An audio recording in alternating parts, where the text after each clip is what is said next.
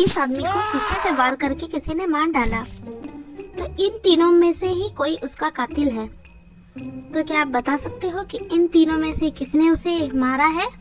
क्योंकि पीछे से मारा गया था, इसलिए हमने उसका चेहरा नहीं देखा, लेकिन ध्यान से देखने पे पता चलता है कि डेड बॉडी के पास जो फुटप्रिंट है वो किसी पॉइंटेड से बनी हुई है।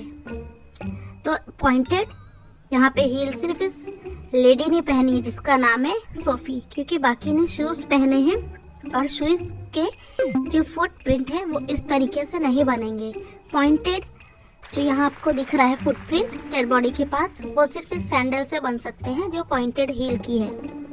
तो इसलिए इसकी मर्डरर सोफी है। इस लड़की को किसी ने मारा है, लेकिन किसने ये नहीं पता चल रहा है।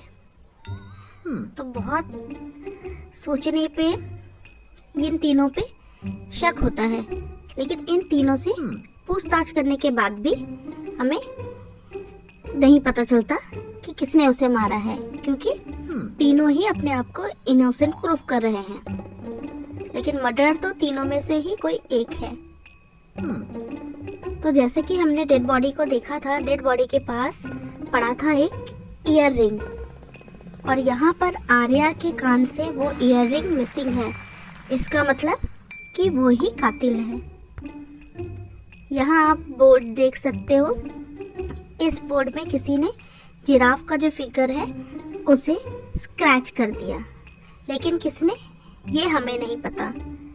तभी वहाँ पे ये अंकल आते हैं और वह पूछते हैं ये काम किसने किया। तो आप बता सकते हो कि इन तीनों में से वो काम किसने किया है? ये बहुत इजी है, क्योंकि इन तीन जिराफ बहुत ऊपर पे था और ये लड़का सबसे हाइट वाला, इसलिए ये काम इसने किया।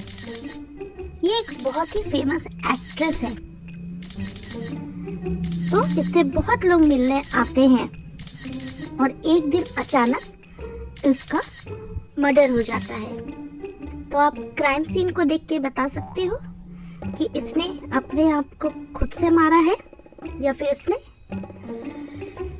सुसाइड किया है या मर्डर किया है। तो इसके रूम में देख के तो पता चल रहा है कि 2 वाइन की ग्लास हैं, लेकिन पास में चाकू भी पड़ा है, पर इसने सुसाइड किया है क्योंकि इसका कॉम एकदम दरवाजे से लगा हुआ था। अगर कोई अंदर आता तो ये कॉम नीचे गिर जाता।